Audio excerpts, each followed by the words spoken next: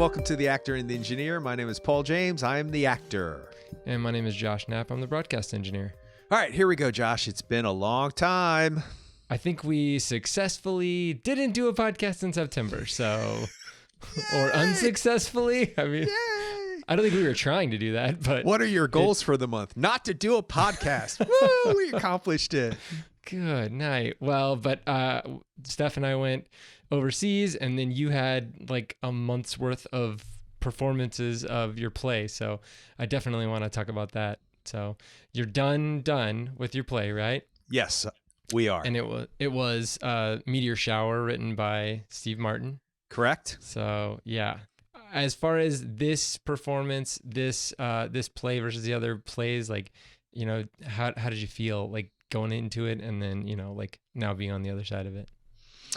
Well, what I was telling you earlier is that it was challenging, and that's not necessarily a negative thing. It was a challenge. It's a comedy. It's absurdist theater based in reality, if that makes any sense. Strange things happen in this play.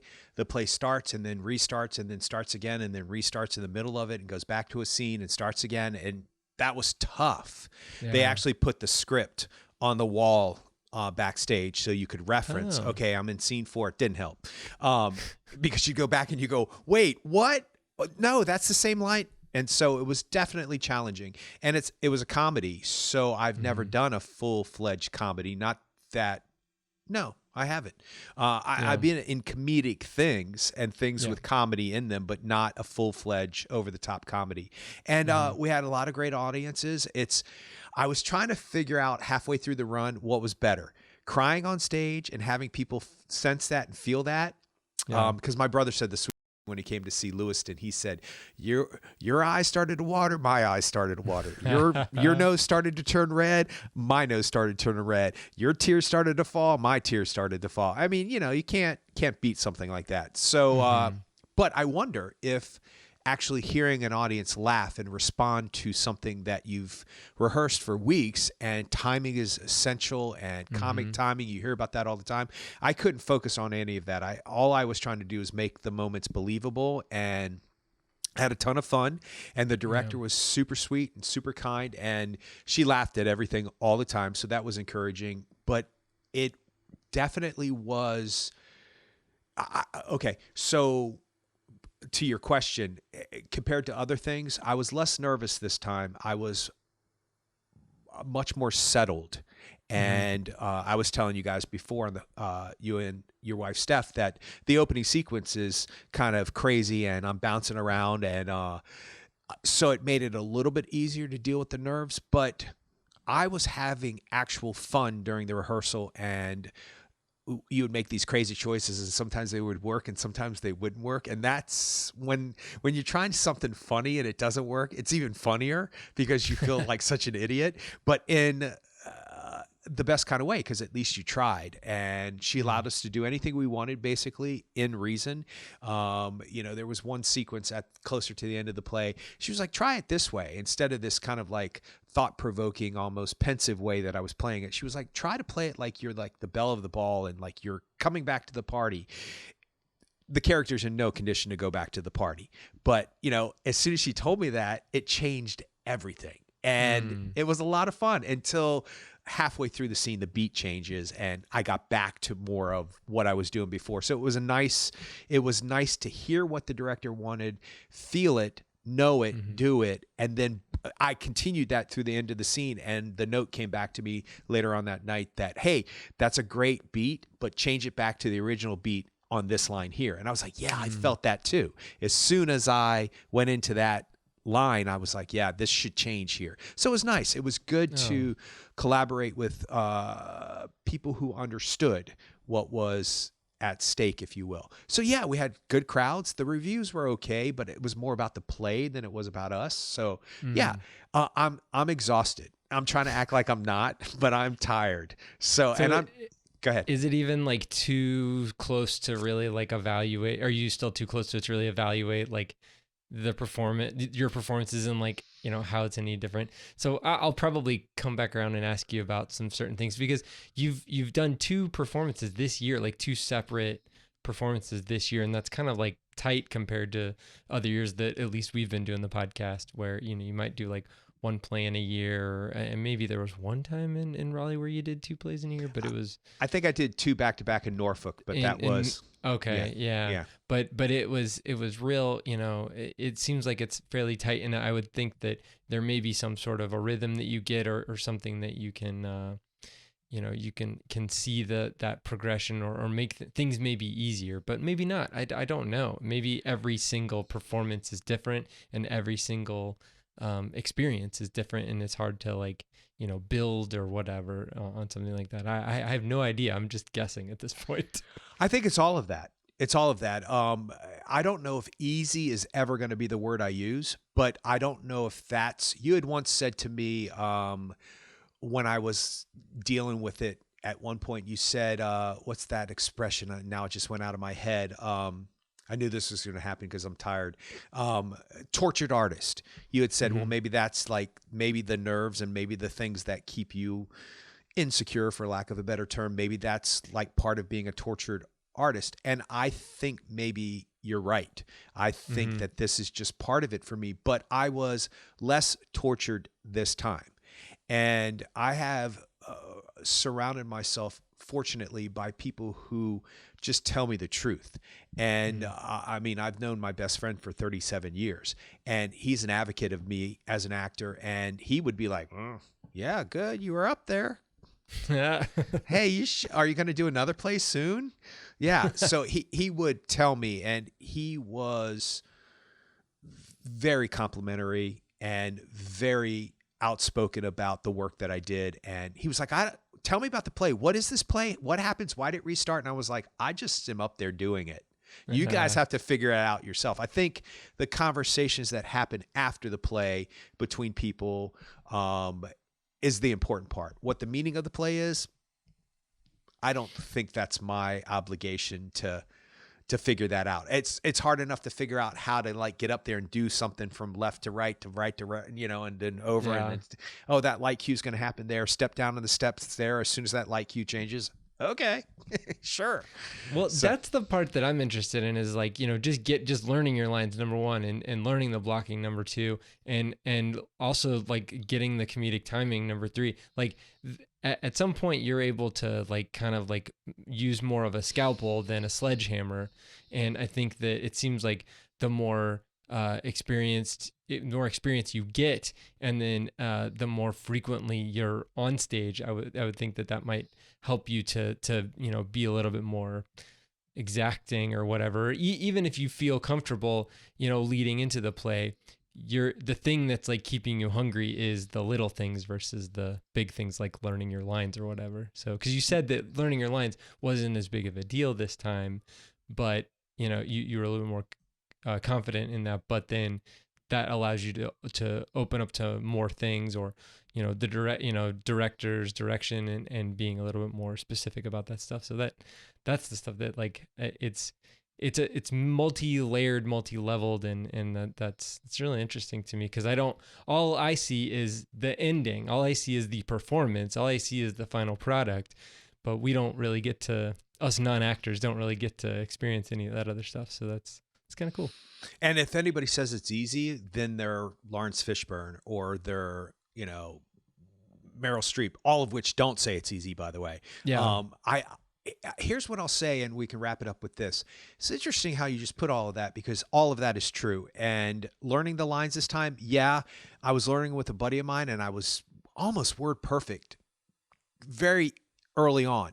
And then hearing it from other people, I'd walk into rehearsal and be like, I don't even know, what scene is this? Have I ever heard these words before? It's so weird how your brain fits things and stuff like that.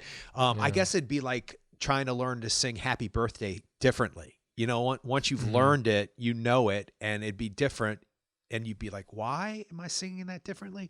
But I can say this, all of what you said is true. But when the people that you're working with make it comfortable, and the director definitely did that, and the other actors did too, when they make it comfortable, you find yourself at ease on a different level. So people are like, oh, I saw so-and-so in the audience. I don't even notice them. at this point. Like I can tell there's somebody there, but it's not in my focus. And if it becomes in my focus, then I get a little scared because I'm not focused on what I'm supposed to be focused on. And there are little milestones or keystones, I guess, where I'm like, okay, if that happens, I have to look at that iced tea cup because that will bring me back. But I will tell you this, strangely enough, or interestingly enough, I felt more comfortable on stage than I have ever. I would whip around and spin around, and the doorbell went off accidentally. 4-character play, all 4 characters on stage. Ding dong. And so I just opened the door and I was like, honey, that kid is doing the ding dong ditch thing again. And I slammed the door, right? I don't know what else to say. And then it happened a second night. And I was like, it was a weird, there were weird things that happened during this production. And one of the lights went off in the middle of a scene that supposed to be completely black. It was weird and they couldn't figure it out. I could see him in the booth trying to figure it out as I was crossing. I could see him in the booth trying to figure out what was going on. So anyway, I rolled with it. It happened. It is no big deal. Opening night, 4 glasses, tumblers, about yay big, filled with Long Island iced tea, got knocked over, splattered all over the place. And I was like, here we go. Here we go. This is opening night. Yeah. And what was the most interesting, and I'll leave it at this, was that I could tell the actress was shaken by it. And I would have been too. Mm-hmm. And I was like, it's okay, honey, I'll get the towel. And I kind of leaned around her and noticed there was a bar towel and noticed that all of the liquid fell onto the serving tray, nowhere else. So nice. I just was like, it's okay. I got this. And I put my hand on her back and I could tell she was shaking. Yeah. And I was like, we're a team, remember? That's why we got married. It kind of emulating another line in the play. And I just plopped that towel down, picked up the fake ice cubes and put them back into the glass, and I was good. We were good. So that has to mean something. You know, I didn't freak out. You know, I was there to comfort her because I knew she was freaking out. Because if I was in her position, I would have started to cry. Oh, God. Because it was probably one of the biggest fears she's had because she had so many things to work with. So anyway, thank you for asking about that, though. Appreciate that. Problem. Well, you know, it's interesting. The play is for, you know, solid characters, and you talked about your director too, and I think that's similar to like the movie we're going to be talking about today, which was it's mainly 3 characters and a very integral director and writer in Celine Song. So we're going to talk about Past Lives. This is her directorial debut. Now she's a playwright and she's written other things. She's been a TV writer and all that too, but this is really her first this is her first foray into movies, into making films. So what was your initial impression of the movie? I was so elated that this is the film that's going to usher in this next season for me because, you know, that's what I felt like too. And I was super happy about it. And I did not know it was going to have an emotional impact like it did. I thought it was going to just glide through me or in front of me, and I was just going to be the observer. But it affected me in particular, and we could talk about this later, the husband. He affected me. The whole movie affected me. And I'll tell you, and we can get right into it. Here's what I'll say. This movie is nothing new that we haven't seen a gazillion million times. Yes. Coda. It's Coda. It's not Coda, meaning in structure or narrative or characters, but Coda just got everything right. The same notes that we've heard over and over and over again in films. For whatever reason, Sean Hayter just played those notes correctly, and it was heartfelt. And the exact same thing happened here. And I'll tell you, I'm getting chills just thinking about it. Now I'm tired. Like I'm giving myself an excuse to be emotional, right? Like I need one, right? When they split down the road and up the stairs, I went, this is going to be an important movie to me. I knew right then and there because I've seen Crossroads before. I've seen The Fork in the Road before. I've seen Come With Me. No, I got to go this direction. I've seen it a million times before. But for whatever reason, that locked on shot of him going down the road that he's always been going down and will be going down the rest of his life until at least he's an adult and can move away, and her going up and away, and her trajectory is now going to be different than him.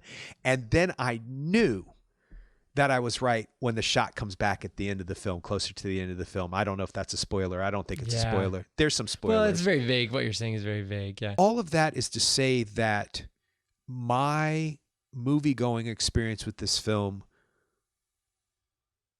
it impacted me, and it brought me to an emotional place that I was not expecting to be. I wasn't expecting the film to be so subtly sharp. It's so sharp. And then afterwards, after I started thinking about it, I was like, oh, that was brilliant because of that. And that was brilliant because of that. And that's interesting because of that. We could talk a lot about those things if you want to. But yeah, so I am glad this is the movie that, like I said in the beginning, that is ushering in the award show season stuff. And I just feel fortunate to have seen it. I think it's beautiful. You know, it's such a small story, and that's not a dig on it, because in the movie, it's everything to the characters. Like, it is so intense. Like that whole, I mean, it's not a will they, won't they, but it's just, there's a tension that's built up inside of the film. And it's the way that they decide, the way that Celine Song decided to tell the story. I was wondering how she was, like, what the narrative structure was going to be. Is it going to be, you know, a bunch of stuff from the end, you know, chronologically, and then a little bit from the beginning. But we're essentially like other than the very, very first scene, which is that voiceover scene where you see all three of them at the bar, you know, all grown up, I guess they were 35 years old or something like that. 32. 30. Okay. Because they say 12 years later, and she was 20 the last time they talked. That's true. Okay. Yeah.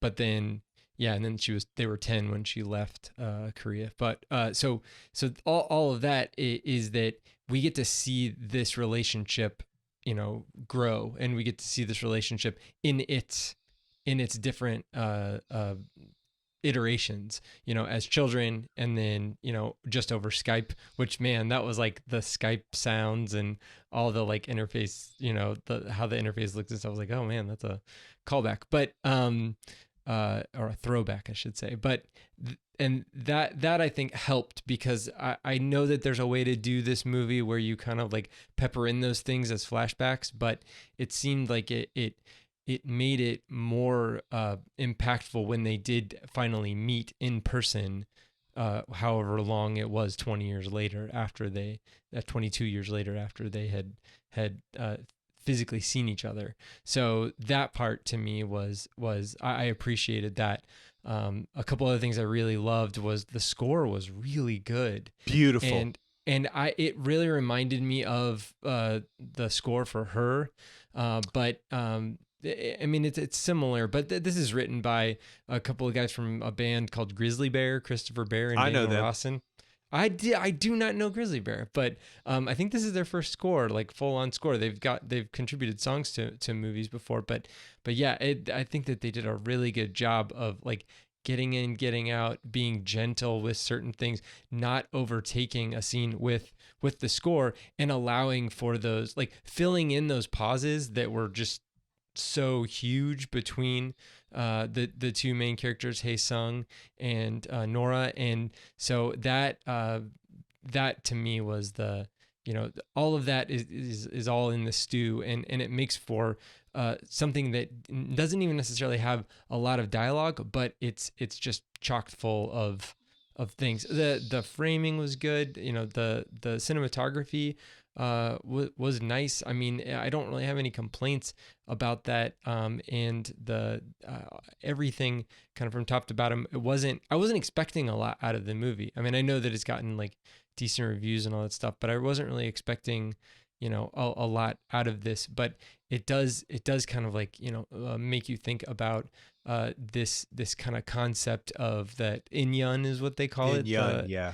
Yeah, that kind of like destined connection, you know, maybe maybe we're together because of all of these past lives, all of that thing, is, or maybe brushing beside someone, is contributing to a life, another life, that those two people may have together. So it just kind of makes that a little bit more, complex. And so, yeah, I have a I like question. it. Had you ever heard of a concept like that before in Well, no, I Yoon? mean, there's like, a reincarnation, Right. and But I'm talking that, specifically about like not the touching some. Korean version of that. No, yeah. Well, I don't know if it's based on this, and it probably is, because usually those are thousands of years old, and we have a way of things trickling through our culture and our community, and not really knowing what the history is. I had always heard.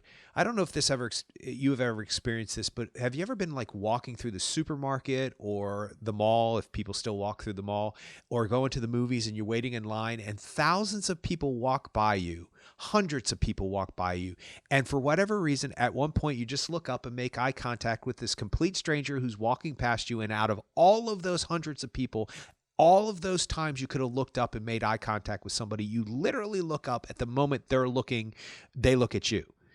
And somebody told me that that meant that that was a soul in your past life or a Hmm. future life, depending on how you looked at it, your philosophy of life. So when they were talking about this in this movie, I was like, oh, I've heard of something similar to that. And whether or Hmm. not that exists, it doesn't matter to me. If it exists, it's interesting, but if it doesn't, it's still comforting as a human being that we've come up with the concept that it's a possibility that we've met each other for Hmm. 8,000 years, meaning you and I, according Hmm. to this theory or this philosophy or this whatever you want to call it. We have known each other in past lives. And to me, that's reassuring. It makes me feel good that I have found you again, or I have found them again, and or Hmm. her, or him, or whoever. And there's also a concept that your soul picks the person you're born to, or you pick the family that you're born to. That wherever you are in the cosmos, whatever you believe in, heaven, whatever. Hmm.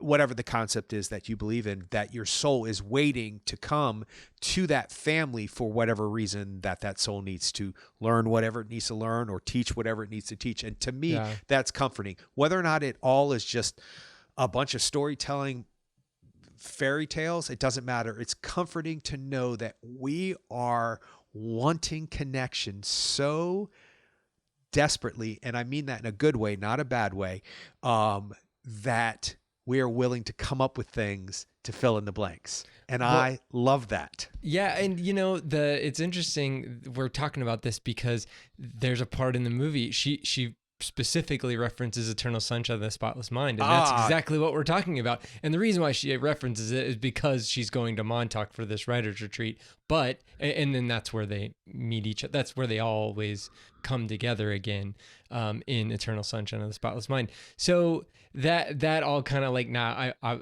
she did go, Celine Song did go to a writer's retreat in Montauk. So that's not a lie necessarily. And it's not like, it would have been cool if she like modified it so that she could throw in, Eternal Sunshine, but it does fit. It really does fit. And like you said, there's other movies that it does kind of like harken back to the similar thing of like, running across each other. Wasn't The Fountain kind of like that?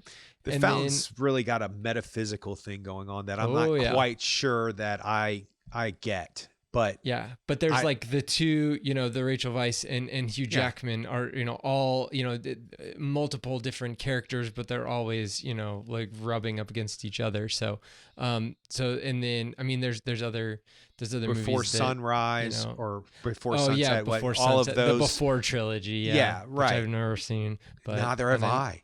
okay, well, Neither have hey, I. there we And I go. will one day. I just haven't, but that's why I brought up Coda, Yeah, because I mean, Coda is the coming of age story of a young person who wants to be something that her family doesn't want her to be. And then she becomes it anyway because her talent overrides any of it. We've seen it millions of times. But yet when she sings that song, it's yeah, devastating. It's beautiful. And now the family dynamic is different than some things we've seen, but there's always struggle in families. There's always some kind of they have to rise above it. In this particular one, it Yeah. happens to be 3 people who can't hear and 1 person who can. So that's a little bit fresh, but really in concept, it's all the same. So it doesn't matter Yeah. if this is before sunset or before sunrise or whatever it is. The Celine Song found her way through, and I think it's because the time that she takes. There are a couple shots, you were talking earlier about a couple shots, and the one with the Skyping. She shoots them from the side as they're looking at the Skype. Sometimes she shoots it from the Skype point of view, but not often. Yeah. Usually it's from the side, and it's both sides of each of their face, and she holds the camera there. She never pulls away, even when the other actor is talking over Skype or another important thing. And there's some dialogue that's very important that's going on the other side, but she holds it on the female or the to male. get the reaction shot. I think that's, yeah, you're right. They do that a lot, even when she pans back and forth. A lot of times she'll pan she'll pan away from the person whose line it is, and then stay on the reaction. Because Celine Song understands, at least from my perspective and my little bit of understanding of this film, that she trusts the audience to know that the person's still over there. I'm just moving over to this way, because some directors, it seems, and I don't know enough about it to really speak on it, but it does seem like they're like, oh no, go back because they're talking. Oh no, go back because they're talking. And it's like, we know that they can talk to each other and not have to be in the same frame. It's a choice, because really the standard way to shoot a dialogue scene with 2 people facing each other would be, you have what they call overs. So you get a little bit of a chunk of the shoulder and then the person who's talking, and then you do the other over, and then you do a master shot, which is the two shot of them just pointing at each other and you're perpendicular to them. And then you intercut between all of those. But the moment you choose to pan your camera between those 2 characters, you can only see one or the other. I mean, if you are using that shot in this dialogue scene. And so you're as the director are becoming the point of view of the audience, and you are, I mean, you're not giving them a choice either way, but you're purposefully swaying the audience in one way or the other. So I think that you're right. Celine Song has a good idea of what she wants to see on screen, but at the same time, and she's her dialogue is very good, but at the same time, I think that like I said earlier, there's a lot less dialogue than there could have been, and so that's got to make it harder. At least in my opinion, I would think that would make it harder on the 3 main actors. So we haven't talked about them specifically yet. Greta Lee plays Nora. Teo Yu plays Hae Sung Jung, and then John Magaro, who was in First Cow. Did you see that? No, I want to though. Oh, it's very good. Yeah, it's Magaro. slow. Is that how you say it? Magaro? Magaro, I think. Okay. It's pretty slow. But it's Kelly Reichardt, so it's Leave No Trace. It is she's. Oh, I love that. She's good. She's writer director. Yep. So. Yeah. But yeah, so he plays Arthur, the husband. So, but yeah, I mean, to me at least, because you're relying so much on those like looks, those reactions, the placement of a hand, the look away and then the look back to the person. How long do you hold that? And it seems like Celine Song is more than willing to just have 45 seconds of 2 people just like almost kind of looking at each other. Because that's life. Yeah. Because nobody is like, oh, I'm ready to speak now. Oh, let me speak now. I mean, you have a tendency to do that when, speaking of which, I think I said this to you off podcast, but maybe I didn't say it at the beginning, but I learned a lot on this play, and I learned that I'm not listening as actively as I can be. Like I'm not listening. I'm waiting to react, and that has a lot to do with comic timing and stuff like that. So when I trusted myself to just listen, the line just came out. And I was like, oh, that's neat. What's taking 50 years to get to that? I was like, that's good. So the point to that is that we're not even doing it right now. You're now waiting to hear what I'm saying, and you're going to respond to it because that's the natural part of conversation. And sometimes it's stylized, especially if you're David Mamet.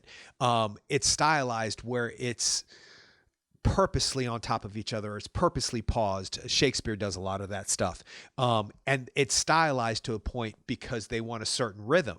And I appreciate that. But going back real quick to that locked on shot of their profiles when they were talking, what that did was when they finally meet in the park later on and she says his name, it takes forever for that camera to turn around and see her. And your heart is pounding. What is she going to look like to him? What is he going to look like to her? Are they going to smile at each other? What are they going to do? And they don't do any of that. I believe, I'm sure it's on the page, because something this well done is usually on the page.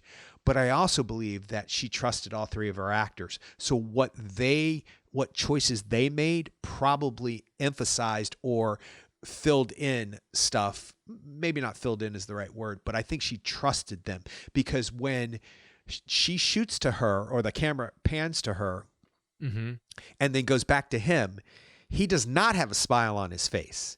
He's perplexed and dumbfounded and looks weary. And then a small little crack of smile happens, and you realize that he's now realizing it's actually her in real life. It's actually her. And I think this is my interpretation, is that he was fooling himself as much as he thought he was fooling them by saying he was on vacation. I think he thought, I'm going to go visit her. I'm going to say hello. It's going to be great. When he sees her for the first time, he realizes how much in love with her he will be the rest of his life. And that's a devastating moment. It's devastating. Yep. And I think she does too, but it happens later on. And did you hear the story about all of that? How Celine Song kind of did rehearsals with them? So no. They did rehearsals together, and they did blocking, and they did readings of the dialogue and feeling each other out and all that stuff. But Celine Song did not allow those two actors to touch, to hug, to hold hands, anything. So Greta Lee and Teo Yu were not able to, in that scene where they hug for the first time, like, they didn't do that in rehearsals. So the first time that they actually touched each other ever was when they shot that scene. Now, I don't know how many takes they did or anything like that. Makes sense. Similarly, Celine Song did not allow John Magaro and Teo Yu to meet each other at all. So until they met? The scene that you see in the movie is the first time that they ever saw each other. See, that to me is brilliance. You can tell. Yeah. That scene is so uncomfortable. That's not even the right adjective. It's just so blistering. And so when he first sees him, when the husband he's so far away in the apartment, he's like, damn, he's really hot. What? Why is he so good looking? And he's already asked his wife, like, oh, do you think that he's hot? Right. Yeah. And then she goes, I don't, maybe not. I don't. Nah, she said, yeah, I think so. She's like, maybe, I don't know. I don't know. I think she says yes. I think she's like, yeah, he's hot. But that doesn't matter. That's not why I'm interested in seeing him. Or at least so she thought. Exactly. And then, so that's so great. I did hear that Celine Song had this same similar situation happen to her.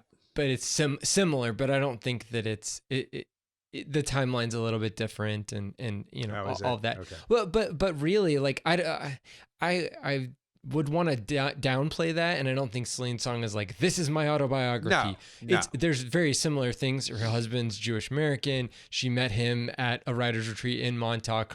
She moved away when she was 10 or 12 or something like that from Korea, and she moved to Canada, and then she moved from Canada to New York. Like, her dad is a film director. Her mom is an artist. Like, pretty similar. No, it is. But what I'm saying is that, like, I don't think that she.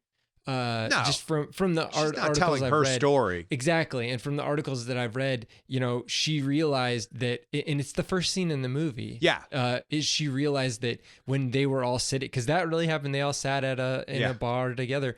But when she realized what it might have looked like from a third party, like, from an outsider looking at the three of them and trying to like figure out what the dynamics were in this situation. And that's when she was like, okay, this is a story. And so I'm sure she expanded where she needed to expand, contracted where she needed to contract, Sure. and made it more dynamic, which you could only hope that somebody would do that and not, there's no real benefit in strictly doing an autobiographical film. It's a documentary. It'd be a documentary, Right. in Sure. retelling. So, but yeah, the story itself is meaty enough to warrant a movie like this. So yeah, I thought that was really cool, the way that she helped facilitate her actors' emotions. But maybe you could just say like, well, they should be able to just do that automatically, and but I guess there's really no downside, right? I mean, No, there's no downside in it. Whatever it takes is my theory. Whatever it takes. However you get there is how you get there. So if that works, great. If it doesn't work, figure out something else. But no, I don't. The whole idea that an actor can just poof, do it is, well, not how I live. I don't know. Maybe there are people who can. I mean, I don't really have a problem necessarily with showing emotions and or tearing up, or I mean, we've been to dinner together and I've been crying, like so. And some of that was situational because of the events in my life, and some of that was just emotional because I was, having a cathartic moment. The freedom to do it in front of somebody is the difference. Yeah. The fact that you and Steph are listening and actively listening, and I actually felt like you were listening, is probably why I felt okay with that. But then again, that's not necessarily true, because it doesn't matter where I'm at. If I'm going to cry, I'm going to cry. It's just the way it is. But no, I think to say, well, maybe an actor should just be able to do that, I think that's baloney. And also, I've heard for decades about director after director after director that have done things. Spike Lee comes to mind. During School Days, he kept the one fraternity separate from the other fraternity, and he kept certain characters away from other certain characters. And if and when you see that movie, you'll know why. And he did that on purpose. And he kept some of them in dormitories on one side of campus, and then other ones in nicer dormitories on other sides of campus for that particular reason. So they could come and eat and complain about how the running water stinks. But we have this in ours. And it created this tension. Do I think it's manipulative? Yeah, a little bit. But I think an actor, I'm not saying you should manipulate anybody, don't get me wrong, but I think an actor understands that whatever it takes to get there, barring physical violence and all that other stuff. It depends though, because like I just watched The Shining in the theater, which it was an amazing experience. But if you see or hear about what Stanley Kubrick did to Shelley Duvall, horrible. I'm sure he never laid a hand on her, but that doesn't matter because it affected her in a way that's different. That got but it got a performance out of her. But I just don't know if there probably was another way to do that. I think that's different. I'm not talking about like, okay, that new puppy you got just died. I mean, you hear stories about your grandmother just got hit by a car, like, and she's what's in the your hospital. motivation? Yeah, right. That's wrong. But if you're talking about two characters that can't physically touch because of decades of life, and they're in different countries and different continents and all that other stuff, it would make sense to me in a non-abusive way to keep them not in contact. Actually, verbally abusing somebody and calling them names, I think was a reaction of Kubrick being a not good person, reacting to Shelley Duvall as a human being. And I'm not sure he really wanted her in that role. And I'm not sure that was the smartest choice that he made. And I think he was mad about that. Mad at himself. He was, because there is talk that it was supposed to be Jessica Lange or somebody, and Jack Nicholson was fighting for Jessica Lange, and Stanley Kubrick picked Shelley Duvall. And I think Shelley Duvall is great in that film. I can't imagine anybody else in the movie. Like, I just can't. It's a very specific performance, though. It's a very interesting performance. I can't figure out if it's good, bad, or indifferent. I just accept it for what it is because I've seen the movie so many times at this point. But what he does and how he goes about doing it is wrong because he never does that to Jack Nicholson. Nope. It's not a technique he's using on his actors. Not that it would be okay if he was using it on all the actors versus, I think that's a sexist, misogynistic, patriarchal way of approaching his work. And that makes him flawed, and that makes him a flawed human being, regardless of how I feel about him as a director and the energy and the stuff that he's produced. It's regardless. But I wish I had never seen that footage. Never. Mm-hmm. But, you know. Shot by his daughter. I mean, she was there. Does voiceovers saying, my dad was not good, not nice, you know? Yeah. And then there's, at some point, doesn't she say something along the lines of, he tried that with my mom at one point, and my mom was like, yeah, nope. See, I think, yeah. Nope. Well, she was also an actress in one of his movies, his wife, and you know, before she became his wife. But yeah, you can tell that she's a strong-willed woman, Christiane, and but I know that he was a loving father and all that stuff too, but that doesn't preclude him from being a jerk in those situations that, you know, that he's, I guess he was an abusive, sexist, misogynistic, and I'm not sure jerk is the right word, but we'll go with that. You're just saying like more severe than that. Yeah. Okay. Body part. We'll leave it at that. But the side note to that is that the whole reason why we got into that part of the conversation is that I don't think it's okay to manipulate somebody into an emotion, but I also think that it's a heightened emotional world. It's not a real world. It's not like you're actually doing and saying those things in real life and somebody's just filming you. That would be a documentary. So you have to set up your actors to feel and get a certain tone and understanding of the material by doing this, this, and this. There was a director I worked with once who would switch roles in the middle of rehearsal. Okay, you do him. Now you do her. And you would switch roles. I'm not exactly sure what the idea behind that was. Maybe to see yourself from somebody's point of view. I don't know. But it made you relaxed. Maybe that's the point of it. It made you understand that the struggles you were having were the same struggles they were having with whatever line you were having a struggle with, or line reading, if you will. And it made you understand that you're not the only one who's going through that problem. So I've seen people standing behind doors, and I need for you to shout as if there's a brick wall between you.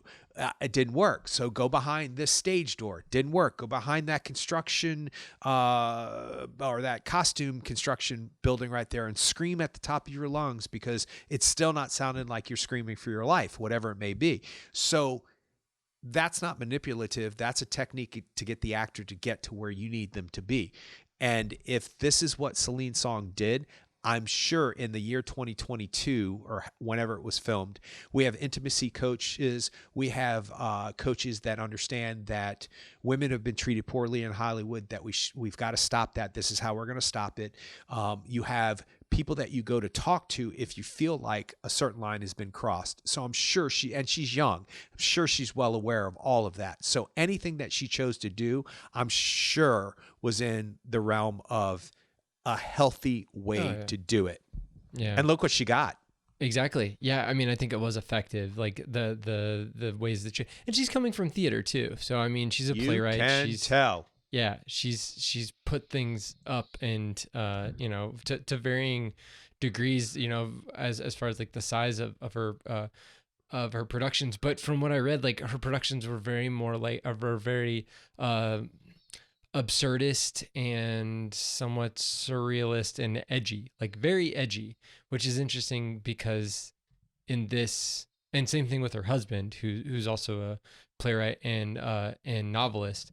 But he's also started writing movies. Her husband is Justin Kuritsky's, and he just wrote the Luca Guadagnino film Challengers that has Zendaya in it and Mike. Oh, Feist. Right. That they pushed because of the actor strike. Josh Charles too. Oh, really? He's in that? Yeah. Oh, yeah. Okay. Cool. Yeah. But anyway, so yeah. Josh Charles? I don't know. I didn't look at that, but Josh O'Connor. oh, Josh O'Connor. Okay. Yeah. Josh Um, Charles is the he was in like Dead Sports Poets Night Society. Yeah. and yes, Dead Tawanda. Poets Society. Yeah. Yeah. There Yeah. you go. Yeah. Yeah. Yeah. Yeah, so but yeah, so I think that as far as like compared to her other work, it seems like this is a lot more like constrained and toned down, but it also shows, a kind of a facility where she's not necessarily shocking the audience. This is a PG-13 movie, this is not a salacious film or by any stretch of the imagination, but it's still dynamic though. So that's what I loved.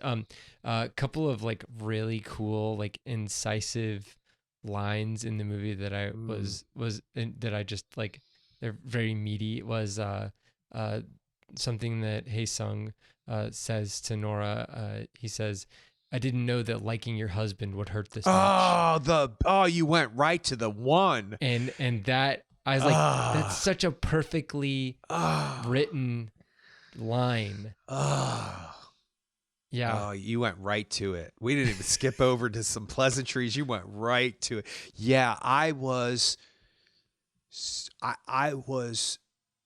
just struck and just I couldn't believe in 4 or 5 words she could say so much and say something that people have felt and articulated in such a way that it was so poignant and so devastating. So yeah. Yeah, that was good. And then the other one that I thought, well, the pair actually. So where he says that to me, who you are is someone who leaves, and then he's he later on in the film he says to your husband, you're someone who stays. And that's ultimately the end of the movie. I mean, we get into spoilers. We've already kind of started into that, but that's the microcosm. That last scene is the microcosm of the movie.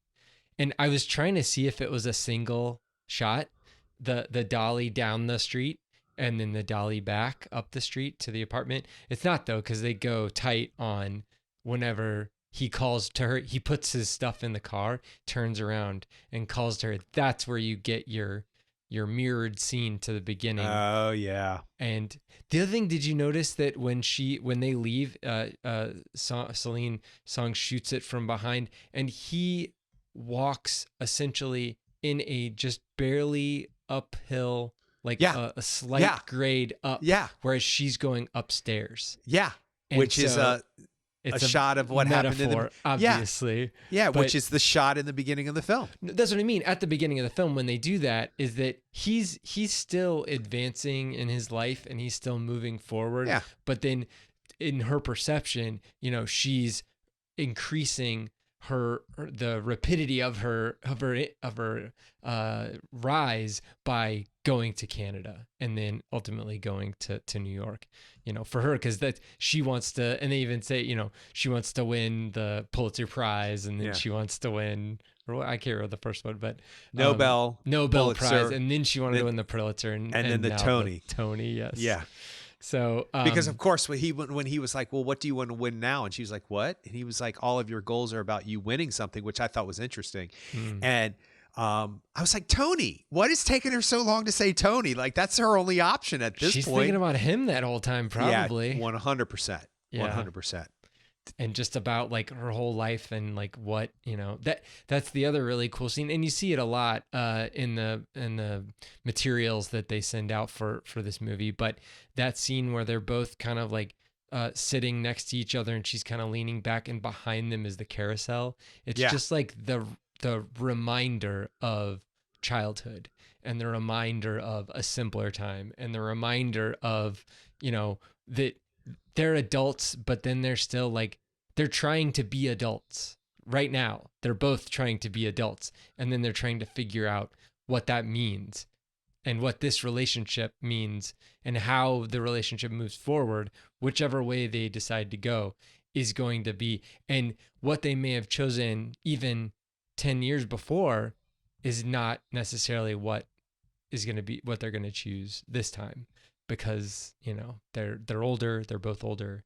All these things have happened in their lives since then. And yeah, it's really complex, and it's just a scene with a carousel. Simple. It's so simply complex. It's so well done. It's interesting that that's what you took from the carousel, because I see what you're saying. For me, it was the merry-go-round of life, that it constantly goes around and around, and they were kind of caught in a loop where they didn't communicate for a while and then communicated and then communicate for a while and then communicated. And then the decision by the director was made to know what their destiny was when you see the carousel at night and then the lights go out. So they're off the carousel. The carousel is dark. It's done. They're done with the carousel. Their lives will go completely separate ways at this point, never to meet again, except for possibly in that merry-go-round of that In Yun thing that they were talking about, philosophy. And so, yeah, sometimes I think when I'm watching movies, I'm reading too much into it, but I also, no, I'm not. I don't care if people think I am or not. I know I'm not. Whether or not people think that I'm reading too much into it, that's on them. And that's fine. They can believe that. But then why is it there is always my question.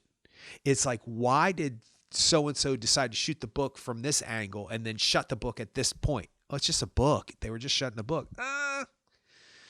We're talking about film real estate here. We're talking about purposely telling a story with images. Yes, dialogue. Yes, music. Yes, songs. Yes, all the other stuff, costumes and colors and all that other stuff. But basically, it's imagery. It's moving pictures.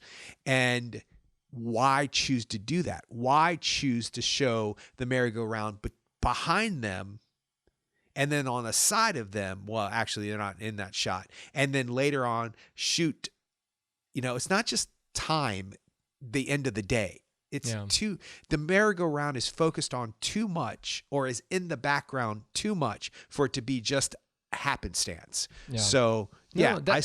That actually brought up a couple good things to me just now, actually, because we started talking about In Yun and multiple layers of In Yun across multiple lives, but you could essentially consider this being 3 instances, 3 lives within the same bodies. The kids, that 10 years later, and then another 12 years later or whatever. So yeah, I mean, that's another kind of a version of that, where they've had these brushes with each other, because they didn't even, I mean, I guess they grew up with each other, but that they didn't even really start to become really good friends until, right before she left, I guess. And then same thing. Well, they were allowed to explore the idea that they were dating, that they were allowed to go on a date. So it took it to a different level. And, the mother says it so sweetly that she wants to create memories for her. And then take her away. Yeah. Well, I mean, sometimes that's just the way it works in life. Yeah. Okay. So I want to digress back to a scene, because I want to celebrate Celine Song a little bit more. Not that we need to, or not that we haven't, but here's what she does in this film that I find interesting. You know that something important is happening, whether or not you know it at that moment or not. And I'll give you an example. And then it dawned on me later on, and we are going to get into spoilers. And there's a few things at this end of this film that if we talk about, that it will spoil it for people. And I want people to understand that they should see the film before they hear what we talk about, because I wouldn't have liked to have known even the simplest things that happened closer to the end of the film. I don't want to know. I wouldn't want to know. But do you remember when he shows up, when the husband shows up at the, I guess, retreat house, or the artist? Okay. The way that she shoots that is from the angle of her in bed and over the window. And a taxi shows up and then slows. Well, you see the taxi shows up. Yes, the same taxi shows up, which I love when directors do that. And you know that this is an important person before you even have any idea who he is. I had no idea who he was. I didn't know anything about the movie. I'd seen something, but I don't really remember it. I knew it was 3 people, and I knew he was involved, and I knew that actor was involved, but I didn't know what he was to the film. So when he shows up, you see him, and you know it's taking way too long for it to happen. She doesn't wake up. And then later on, I was like, why didn't she wake up? Like she would have heard the cab, she would have heard the door, she would have heard somebody coming in. Maybe she's a heavy sleeper. I was thinking to myself, it's not. It's because it's the opening idea that she is listened by him while she's dreaming. Because later on in the film, he says to her, you dream in Korean. You speak, you talk in your sleep in Korean. It's as if there's a part of you that I will never be able to be a part of. And Celine Song sets that up in that original scene of him getting out of the cab. She's asleep. Now, he can't hear her, obviously, but it's kind of like the beginning of that idea that she's a separate person when she sleeps than she is when she's awake. And so maybe I'm reading too much into it, but I found it when I thought, oh, that's profound. That's it's really interesting. And the way she shoots, it's very interesting. And before I forget, I don't remember the line specifically, but when the husband says, when he's talking about, she says, but I love you. And he goes, So yeah, go ahead. he says, you make my life so much bigger, and I wonder if I do the same thing for you. Right. But he also says, she says, I love you. I'm in love with you. And he says, yeah, but there's a part of me that is struggling to believe that, is struggling to like, that's not the exact lines. I don't remember the No, exact. that's about right. Yeah. Yeah. And it struck me really hard because first of all, the actor plays that moment brilliantly. He plays it without any kind of whiny, sympathetic, feel bad for me, nothing. He factually knows where he is at in this situation. He knows exactly where he's at. And the fact that she can listen to him be honest and he can say what his truth is a powerful thing in a relationship. And she never holds it against him. He doesn't feel insecure about it later on. He just factually doesn't know, or not factually, he just wonders if she is in love with him, possibly the way he's in love with her, which is, I don't know if that's possible, but to really know that about somebody else. But the fact that he put himself in such a vulnerable position and the way he plays it is so dead on that all you can think about is the philosophy of what he's talking about, not, oh, he's whining about being insecure, he's this, he's that kind of stuff. It's, I think, my favorite moment in the play or in the movie when that happens. And then if we want to go ahead and skip to the end of the film. Sure. Spoilers. Yeah. It's not like anything major. It's not like Rosebud. Okay. It's not like we're telling people what Rosebud is, but I think you have to experience it. And so you're talking about that dolly shot of them walking down the street to wait for the Uber. And then they turn and they look at each other and say nothing. Yep. Nothing. Except for they say a bunch of stuff. But they never verbalize it. And it's striking. And the shot is, it's not a wide shot, but it's not up close. Yeah. Which I mean, it is a wide shot. It's not a wide angle lens, but it is right. It is far back. It's yeah. So they're in the center of the frame, but they're not the only thing in the frame. It's right. That whole street is in the frame. Yeah. And there's no like shot of her face and then shot of his face and then shot. No, see, that to me is refreshing because we know they're saying stuff they can't say to each other. We know they can't figure out the words. We know this. And then when he gets in the car and leaves and she turns around, I was like, oh no. And then it crushed me because the husband is on the porch waiting for her. That's how much he knows his wife. That's how much he loves his wife. He knows what's going to happen to her. He knows the emotional response she's going to have, and he allows her to have it. And he's there to support her when she has her emotional breakdown. And I thought that's what love should be. That's what a couple should be. That's what a relationship should be. He didn't judge her, tell you I told you so, None of that stuff. She actually does that earlier on in the film. Yeah, you were right. He came Yeah. to see me, To see me. not to be on vacation. Um, and and I love when the husband turns to the friend Mm-hmm. and says in the bar, that means me and you too. The Inyun thing about we've been doing this for 8,000 years too. And that's a comforting thought that we are going to end up reassuring each other or whatever the next choices are, but we are part of this too. And I thought, that's beautiful because he's not spiteful and he's not thinking of how to get this guy out. He's allowing his wife to make her choices the way that she needs to make her choices. And it was powerful. And a lot of people have talked about what's Greta's last name? Song. Yeah. Oh, sorry, Greta Lee. Greta Lee. I was thinking Song too.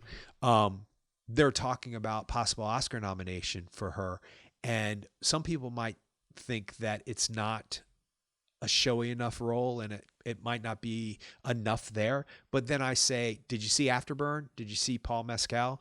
Did you see that performance? This is on par to that. After Sun, I think you mean, right? After Sun, why did I say Afterburn? As soon as I said it, I was wrong. That's like Fast and Furious 11, Afterburn. You made it worse. It's bad. I almost want you to edit it out now that you made that reference to it. After Sun, Paul Mescal, Academy Award nominee. There's a subtlety to these performances, that the Academy is recognizing, and I think that's important. And I think that, I personally think the husband should be nominated, but is there enough meat on those bones? Who knows? I don't know. Is it important? No. But he is the most important character in the movie, in my opinion, because he could have made or break their whole situation. Their whole life he could have destroyed or been we could have been petty, he could have been jealous, unsympathetic, he could have any of those things, and he could have felt righteous about it, been like, wait a second, you can't do this, right? But he says to her, it makes sense. Oh no, he says to him, sorry, we're talking without you. And he said, well, you haven't seen each other in a long time. You have a lot of stuff to make up for. It makes sense. It makes sense that your guys are going to do that, blah, blah, blah. And I think because he knows that, well, at least my interpretation is that the husband knows that he has to give his partner the free rein to do what she wants to do or what he wants to do. It does, depending on who your partner is. Because then she's going to choose him because she says that to him earlier on in that same scene. But my life is here with you. I've chosen to be with you. I love you. I'm in love with you. And that's when he says that thing about, sometimes I find that hard to believe. So if he doesn't do that, you don't see stable characters like that in a lot of movies. You don't see stable characters in plays like that. You don't see people who are as uncertain as they are certain of who they are. And the last scene solidifies it for me. The fact that he is waiting, not because he wants to see if she runs away or wants to see if he needs to be jealous. He's waiting because he knows, even if it's on a subconscious level, that he's going to have to hold on to her because she's going to lose control. So I have one question. Mm-hmm. Unrequited love. That's one-sided, right? Two people. One person is in love with the other person. The other person is not in love with that person. That's unrequited love, right? I mean, yeah, I think so. I mean, it just means, not what's the word? Requited? I mean, yeah, but it's such an official word. I mean, yeah, but that's what it's called. But it's unresolved. Yeah, it's not. Okay, so here's my question. When two people are in love with each other but can't be with each other, is that double unrequited love? What is that? Is there a term for that? Like, well, I mean, isn't it like English is like the worst language when it comes to describing love? So many other there's like 4 words in Greek for love. There's all these different types of words in other languages to describe different kinds of love. So there's like brotherly love, like philios or whatever, and then there's eros, which is more, like romantic love, and then there's. So I think that, yeah, I guess if we're trying to like define it, I don't know. I don't think that. I think that you can still, they can still love each other, but it's because of what they did earlier in their lives and how they helped each other earlier in their lives. But does that need to mean marriage and living in the same building or the same house or whatever? I don't know if you would consider that unrequited or not, but Well, according to the internet, and they're always right, unrequited love means you love or desire someone, but they don't love you back. So you can't act upon your feelings. it seems Okay. like they love each other, but they may not exactly at this moment love each other in exactly the same way. No, they love each other exactly in the same way, except for their situation in the world. And they both realize they can't be with each other. She doesn't until the very end, until she's in the arms of her husband. Huh. When does he realize it? When he meets her husband? No, he knows it from when he's 10 years old. Huh. Why does he go? Why does he go to New York? Because he's in love with her. But he's just like kicking himself when he's down. What? No, Is not he, necessarily. He's not going to steal her away from her husband. Initially, No, I don't think he. In the back of his mind. Maybe a little, but no, yeah. I don't think he has any ill intent. I think he's fooling himself too. I think he thinks he's going on vacation and he's just going to go see a friend, but he's not. He's in the closet with his feelings about what his true feelings are, at least from my perspective of it. He is not. He is denied the truth of that he is in love with her. Yeah. You can't say you're in love with somebody you haven't seen in 20 years or whatever, physically seen, but he probably feels that, senses that, misses her, thinks of her. And they even say all of that. Yeah. I missed you too. Your, conversations really got me going. And they have a connection. Yeah. They have a connection. Right. I think he knows it from moment one when he's a kid. Maybe he's not able to articulate it there, and maybe he's not able to face it before he sees her. But there are two reasons why I believe that. Why does she shoot back to them as kids in that stone face thing, which is also mirrored in the stone stuff that's behind them, by the way? A little bit, not exactly the same, but enough for me to go, that's purposeful. So why during that scene does she flash back to that? Because that's the only flashback at this point. Oh, until the very end when she flashes back to the Oh, until stairs. That. Yes, exactly. And then that's the only other flashback, if you will, and that's a necessity. And I was like so proud of myself as a moviegoer. I was like, I knew that was important. Like I could feel it, and that's because of what Celine Song put on the screen. So I think she knows that in any other circumstances they would be together, but obviously she loves her husband and she's married to her husband and so forth and so on. And I find it interesting they only mention girlfriends. They don't say anything specifically about him being in a long-term relationship, although he did have a relationship at one point.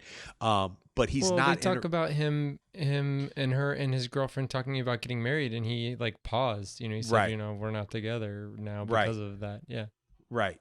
Well, but he's not with somebody right now, and so that's interesting because he doesn't make enough money. Right. In Korea. Crazy. He makes efficient enough. Wait, what's the word they use? Sufficient amount of money. Well, but I think that her family is like more valuable. Like her family is whatever. He's not rich enough to marry her because she's too rich for him or something weird like that. Interesting. The layers of it. So the reason why I bring up unrequited love is because I understand that. Okay. And by the way, side note, Eternal Sunshine of the Spotless Mind, they, in this movie, Past Lives, they say that's a sad movie. I disagree. I think it's a really happy ending to that movie. They end up in the exact same place to start over again. Yeah. Win. it's a win-win. I mean, they Yeah. both don't know each other. They don't know that this Yep. has happened before, and they're starting over again because they're supposed to be together. So this time, figure it out and work it out, and give Jim Carrey his Oscar nomination for this. You know, this is the one. Well, If didn't he her- get one for Man on the Moon? No, he has not He been didn't. nominated. No, and everybody mentions Really? that movie and Truman Show. Truman Show, and I think it's Eternal Sunshine that is his Eternal Oscar. Sunshine. Yeah. He's amazing. She was nominated, That's Kate Winslet, right. but I mean, it's Kate Winslet. You know, with That's orange, just like a purple, blue Thursday hair. for that's Thursday for Kate Winslet. Is Because getting it's Kate nominated. Winslet. Because look what she can do. Yeah. It's not just a Thursday; it's Kate Winslet.